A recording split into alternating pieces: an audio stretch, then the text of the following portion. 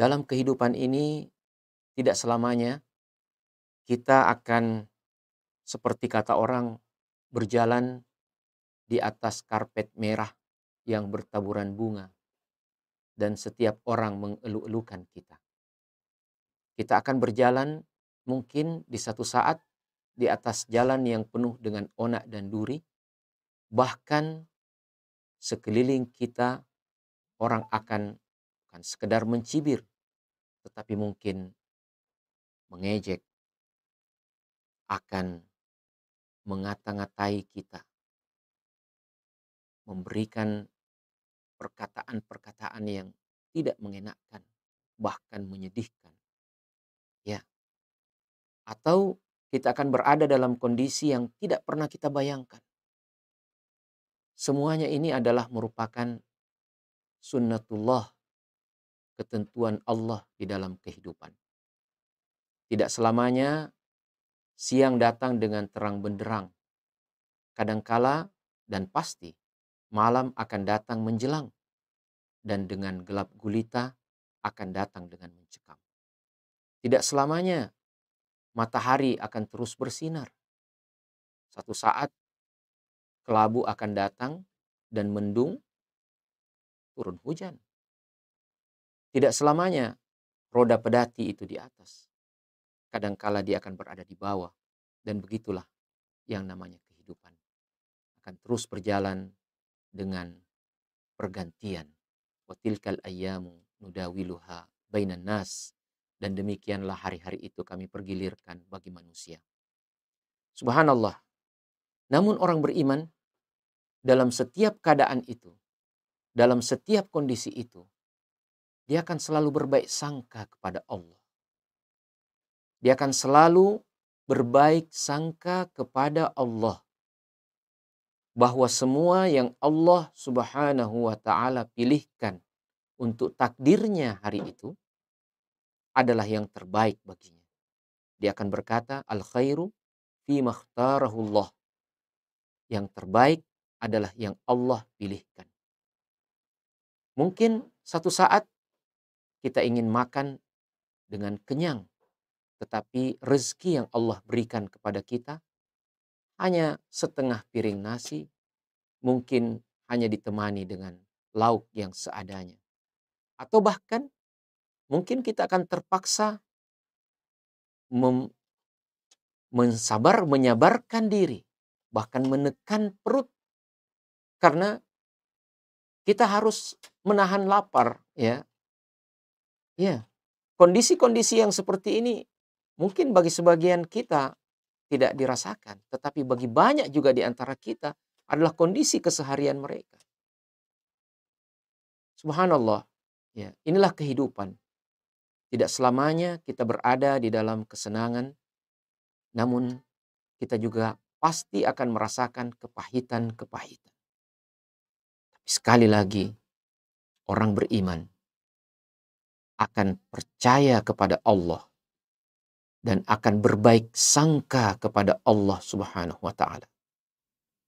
Bahwa apapun yang engkau pilihkan bagiku ya Allah adalah yang terbaik. Dan pasti ada di balik pahitnya takdir dan ketentuanmu ada hikmah, akan ada buah yang manis yang kita akan petik. Olehnya itu dalam satu hadis Rasulullah Shallallahu Alaihi Wasallam meriwayatkan dari Allah Subhanahu Wa Taala dengan tentang sangka baik ini. Dalam satu hadis qudsi Rasulullah Shallallahu Alaihi Wasallam meriwayatkan bahwa Allah Subhanahu Wa Taala berfirman, "Ana inda dhanni abdi bi." Sungguhnya aku, kata Allah, adalah sesuai persangkaan hambaku kepadaku. Aku sesuai dengan persangkaan hambaku kepadaku. In dhanna khairan falahu wa in dhanna syarran falahu.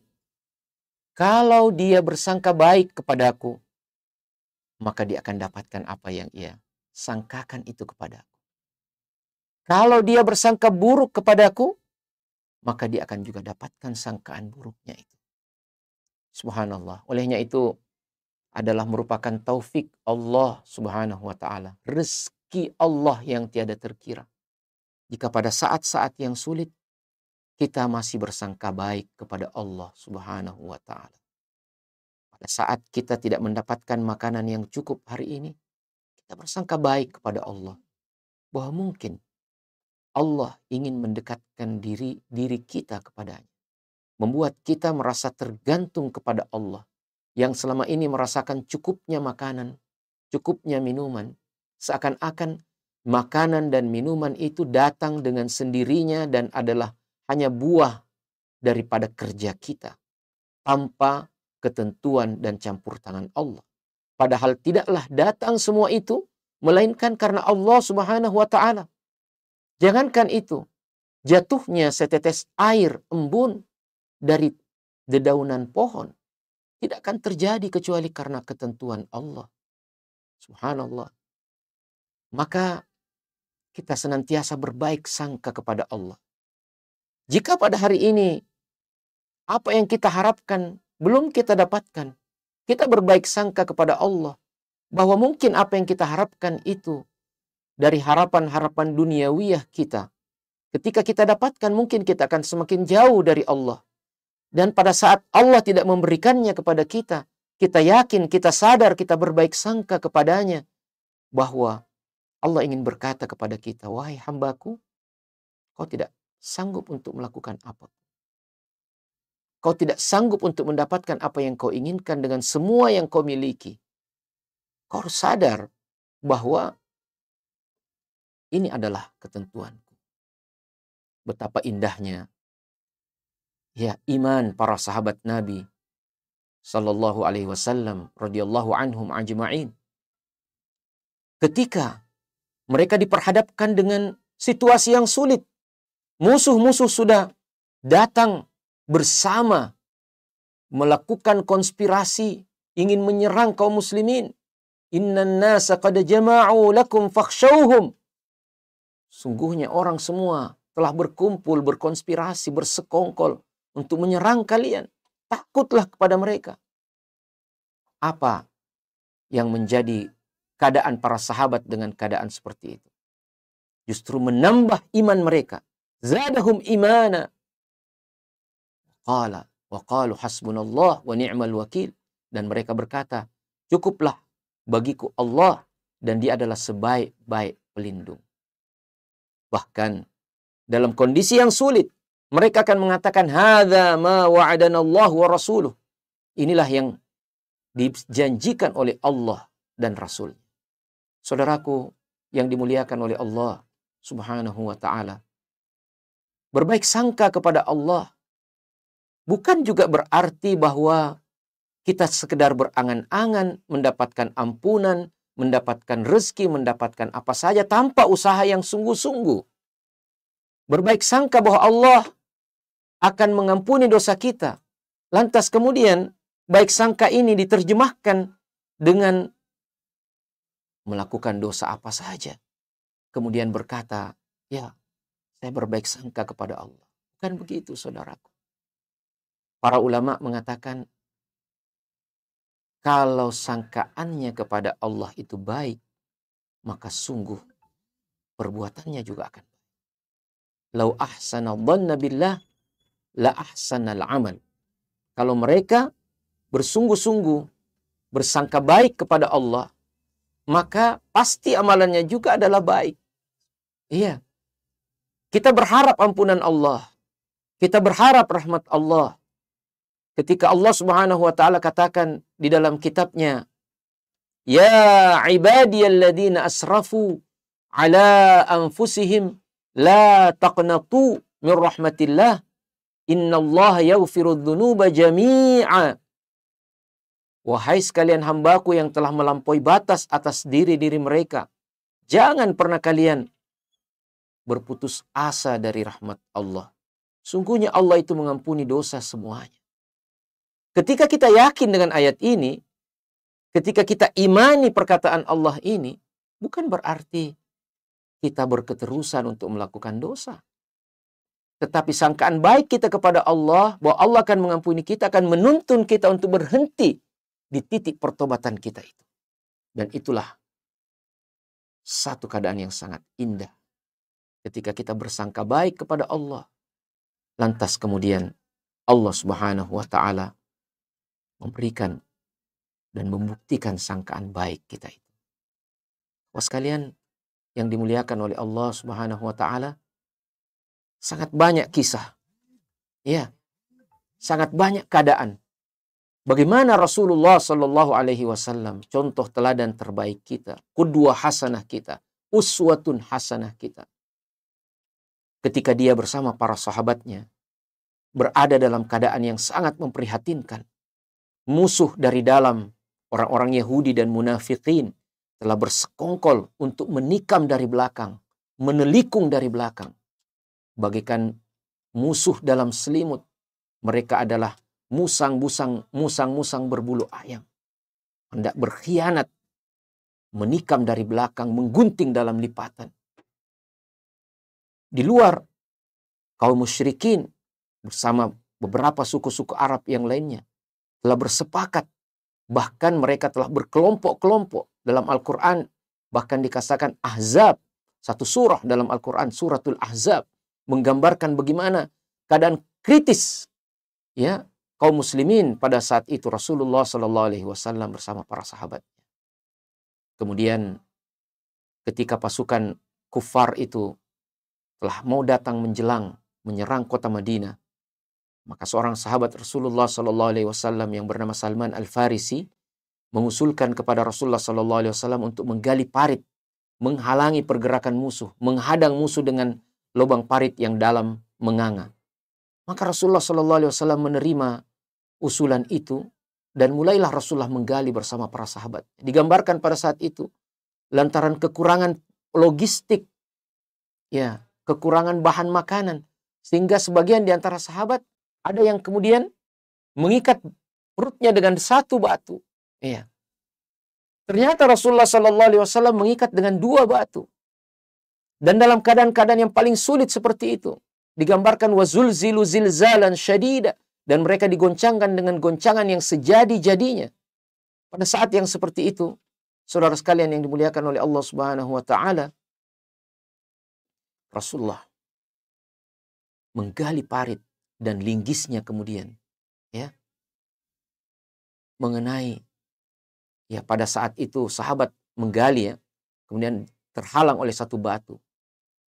Kemudian dipanggil Rasulullah dan kemudian digali batu itu, dilinggis batu itu, maka ada kilatan.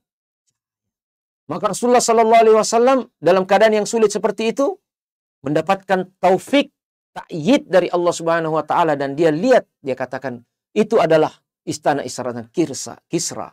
Itu adalah istana-istana ini. Rasulullah Sallallahu Alaihi Wasallam menggambarkan bahwa kita akan menang.